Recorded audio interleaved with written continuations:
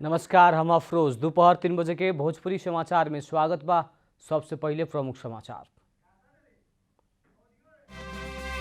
काठमाडौँ उपत्यका के वायु प्रदूषण उच्च, अत्यावश्यक काम बाहेक घर बाहर ना निकलेला, स्वास्थ्य मंत्रालय की अपील। राष्ट्रीय जनगणना 2078 के संपूर्ण तैयारी पूरा, जेठ 25 से आषाढ़ 8 गते तक जनगणना होगी। मिथिला में होरी गीत संगे गाइल जाए वाला जोगिरा लोप हो रहल, आधुनिक गीत प्रति युवा पुस्ता के रुचि बढ़ रहल।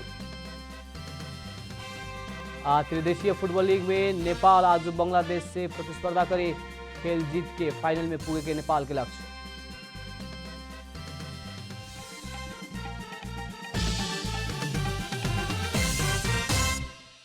अब पूरा समाचार। काठमाडौँ उपत्यका के आकाश में वायु प्रदूषण बढ़ल बाटे। कालू दोपहर विश्व के ही प्रदूषण वायुयुक्त शहर बनल काठमाडौँ अभी तेसर नंबर में बाटे। वायु प्रदूषण मापन करे वाला IQR.com में प्रदूषण शहर के सूची में अभी तेसर नंबर में रहल काठमाडौँ के एआर क्वालिटी इंडेक्स वायु के गुणस्तर सूचांक AQI 188 बाटे। कालू पहिलका नंबर में पुगला पर काठमाडौँ के AQI 277 तक पुगल रहे। अभी विश्व के सबसे ज्यादा प्रदूषित शहर के सूची में चीन के बेजिंग बाटे, जेकर AQI 242 पुगल बाटे। वैसे ही वातावरण विभाग अंतर्गत के वायु प्रदूषण मापन केंद्र के मुताबिक काठमाडौँ उपत्यका सहित देश के बहुते स्थान में वायु के गुणस्तर सब कम बाटे। विश्व स्वास्थ्य संगठन WHO से निर्धारण कईल मापदंड मुताबिक AQI 35 से कम होखे के परी, 51 से 100 तक के AQI के सामान्य मानल जाला था। AQI 201 से ऊपर पुगे के अस्वस्थकर कहल जाला। WHO 301 से ऊपर पुगल के घातक होके के उल्लेख कैले बा। वायु प्रदूषण बढ़ला बाद स्वास्थ्य मंत्रालय घर बाहर ना निकलेला आग्रह समेत कैले बा। नेपाली कांग्रेस के नेता नवीन्द्र राज जोशी के निधन भइल बाटे। ब्रेन हैमरेज होके काठमाडौँ के नर्विक अस्पताल में इलाज करा रहल नेता जोशी के काल्हु राति 8:24 में मृत्यु भइल नर्विक अस्पताल जनौले बा। इलाज के सब प्रयास जारी राखल अवस्था में ही नेता जोशी के निधन भइल नर्विक अस्पताल के वरिष्ठ न्यूरोसर्जन डाक्टर राजीव झा जानकारी देने। फागुन 14 गते घर में ही स्वास्थ्य समस्या भइला बाद जोशी के वीर अस्पताल ले गईल गईल रहे। वीर उनकरा के नर्विक में रेफर कैले रहलन। कांग्रेस केंद्रीय सदस्य, पूर्व मंत्री आ पूर्व सांसद स्वर्गीय जोशी के आज पशुपति आर्यघाट में धार्मिक परंपरा मुताबिक दाह संस्कार करे के पारिवारिक स्रोत जनौले बा। नेपाल मेडिकल काउंसिल से संचालन कैल स्नातकोत्तर तह के विशेषज्ञ चिकित्सक MD परीक्षा में कम संख्या में ही डॉक्टर सब पास भइल बा। काउंसिल से लेहल विशेषज्ञ चिकित्सक के परीक्षा में 50% से ज्यादा डॉक्टर फेल भइल है। परीक्षा में जमा 3 से 50 जने शामिल भइल रहे, जेमे से 1 से 55 जने विद्यार्थी डॉक्टर पास भइल बा। विशेषज्ञ चिकित्सक परीक्षा में पास भइल विद्यार्थी परीक्षा फल प्रकाशित भइल 35 दिन में दर्ता प्रमाण पत्र खातिर काउंसिल में निवेदन दे सकी। आवेदन देहल 15 दिन भीतर प्रमाण पत्र देवे के रजिस्ट्रार अधिकारी बतौले बानी। प्रमाण पत्र लेवे खातिर तोकल सब प्रमाण पत्र सहित विद्यार्थी स्वयं उपस्थित होके परी। प्रमाण पत्र लेवे आए वाला डॉक्टर के निःशुल्क परिचय पत्र देवे के बताओल गइल बा। केंद्रीय तथ्यांक विभाग जनगणना 2078 की संपूर्ण तैयारी पूरा भइल जनौले बा। कुल 40,000 गणक रहल जनगणना जेठ 25 से आषाढ़ 8 गते तकले संचालन होगी।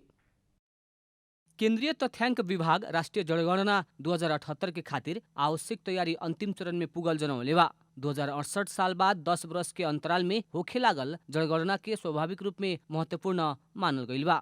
हमर गणना हमर सहभागिता मूल नारा रहल। ई जनगणना में सबके सहभागिता सुनिश्चित करावे के खातिर तथ्यांक विभाग केंद्र, प्रदेश और स्थानीय तह में करके 3 तह में विभिन्न समिति और उपसमिति सब गठन कैले बा। करीब 40,000 गणक और सुपरिवेक्षक सब खटे वाला जनगणना जेठ 25 गते से आषाढ़ 8 गते तक 15 दिन देशभर संचालन होगी। मुख्य गणना भनेको हाम्रो 2078 साल जेठ 25 गते 78 सालको जेठ 25 देखि आषाढ 8 गते गर्छौँ हामी। मूल गणना त्यो हो। हाम्रा करिब 40,000 गणक चाहिँ त्यहाँ खटिनुहुन्छ।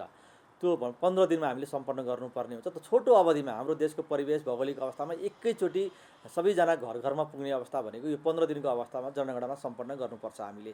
तथापि त्योभन्दा केही दिन अगाडि 15 दिन अगाडि हाम्रो सुपरवेशकहरू पनि जानुहुन्छ।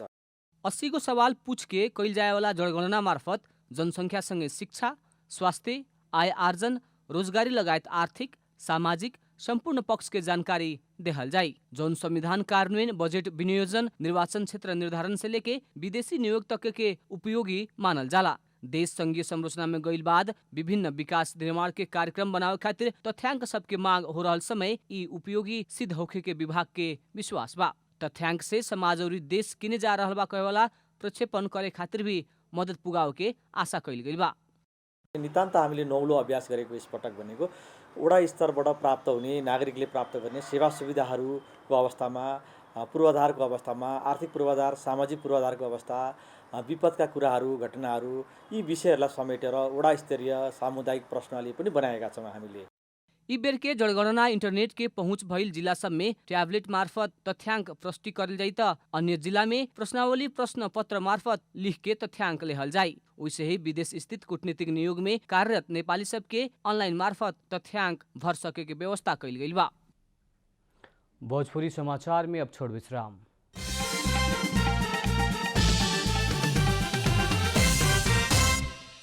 भोजपुरी समाचार में अब थप समाचार। मिथिला में होरी गीत संगे गायल जाए वाला जोगिरा लोप होते गईल बाटे। होरी में जोगिरा के धुन में ढोलक, डम्फू, झुमरा, करताल बजावत हरैया सब आपन आ दर्शक सबके झुमा रहल दृश्य मनमोहक होखेला। लेकिन आजकल ऐसन परंपरागत बाजा सब लोप होते गईल बा। मिथिला में होरी पर्व के अवसर में गाएवाला होरी गीत संगे जोगिरा के मौलिक संस्कृति झलकाएवाला पर्व के रूप में लेते आइल गईल बा। विभिन्न रंग से भरल पर्व के रूप में परिचित होरी के निमन पक्ष डम्फू ढोल सहित के होरी औरी होरैया भी हुए। लेकिन अभी आके होरी हरैया कमौरी होरी में भोजपुरी गीत संगे विकृति भी बढ़ल बा। युवा पुस्ताहरू यहाँबाट विभिन्न गाउँमा गयो, विदेशमा गयो, विभिन्न ठाउँमा गयो, जसले गर्दा त्यो ट्रान्सफर्म जुन हुनुपर्ने एक ठाउँबाट अर्को पुस्तामा जानुपर्ने त्यसमा अलिकति अभाव देखिएको छ। पहिले होली पर्व में होरी और होरैया गावेवाला सब प्रत्येक टोल बस्ती गांव में विभिन्न युवा सबके टोली होखत रहे और समिति गांव भर सबके घर में जाके होरी होरैया गावत रहे। खास करके होरी होरैया मार्फत होरी खेले गईल घर में ऊ घर के वर्णन करत आवेला के कारण खुला के होरी होरैया गायल होली खेले के चलन रहे।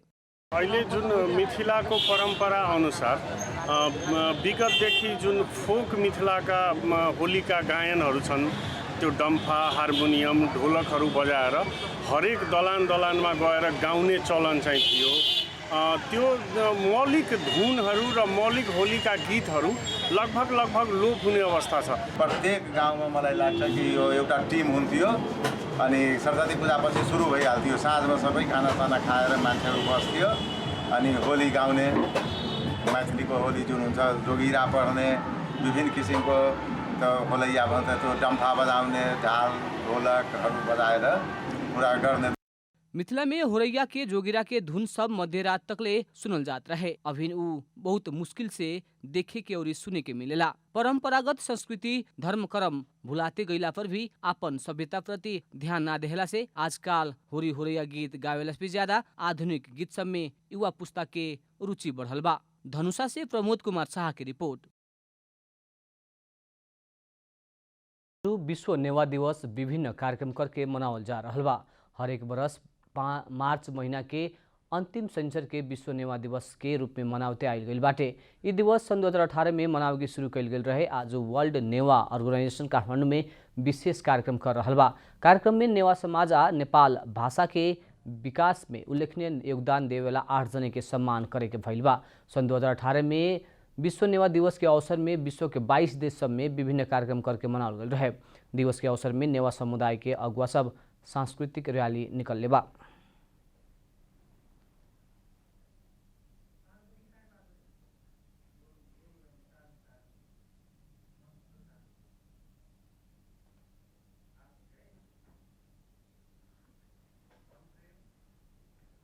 अब आर्थिक समाचार। आर्थिक समाचार के साथ में अर्घाखाँची ओपिसी सिमेन्ट सबैभन्दा स्तरीय cement.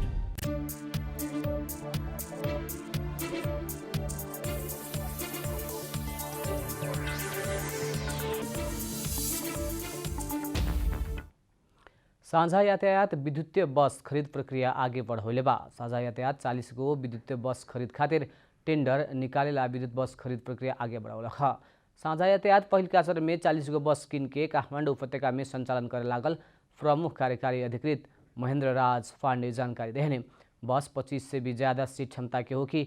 CCTV camera, display board, mobile charge करे के पॉइंट लगायत के सुविधा होगी। पहिलका चरण में 9 मीटर के बस खरीद करे के जनाल गई रहे, लेकिन दोसर का चरण में 12 मीटर के बस खरीद करे के साझा के तैयारी बाटे। भौतिक पूर्वाधार तथा यातायात मंत्रालय शेयर वापत के 300 करोड़ रुपया से बस खरीद करे लागल है। भोजपुरी समाचार में अब छोट विश्राम।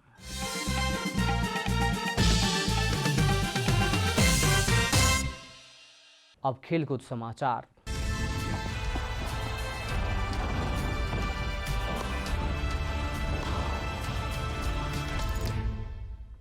काठमाडौँ में जारी त्रिदेशीय फुटबल लीग प्रतियोगिता में आज नेपाल बांग्लादेश से प्रतिस्पर्धा करे वाला बा।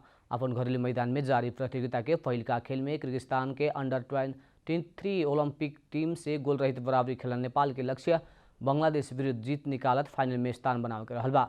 नेपाल आ किर्गिस्तान बीच के बराबरी बाद बांग्लादेश फाइनल में प्रवेश कैल रहे। नेपाल आ किर्गिस्तान के सम्मान 1-1 अंक रहल बाटे। बांग्लादेश 3 अंक जोड़े में सफल भइल बा। राउंड रोबिन लीग बाद शीर्ष 2 टोली चैत 16 गते फाइनल खेली। विजेता टोली के 5,000 आ उपविजेता टोली के 3,000 अमेरिकी डॉलर पुरस्कार स्वरूप प्राप्त करे। अंत में प्रमुख समाचार फिर एक बेर। काठमाडौँ उपत्यका के वायु प्रदूषण उच्च, अत्यावश्यक काम बाहेक घर बाहर न निकलेला स्वास्थ्य मंत्रालय की अपील। राष्ट्रीय जनगणना 2078 के संपूर्ण तैयारी पूरा। जेठ 25 से आषाढ़ 8 गते तक जनगणना होगी। मिथिला में होरी गीत संगे गाइल जाए वाला जोगिरा लोप हो रहल। आधुनिक गीत प्रति युवा पुस्ता के रुचि बढ़ रहल। त्रिदेशीय फुटबल लीग में नेपाल आज बांग्लादेश से प्रतिस्पर्धा करी। खेल जीत के फाइनल में पुगे के नेपाल के लक्ष्य।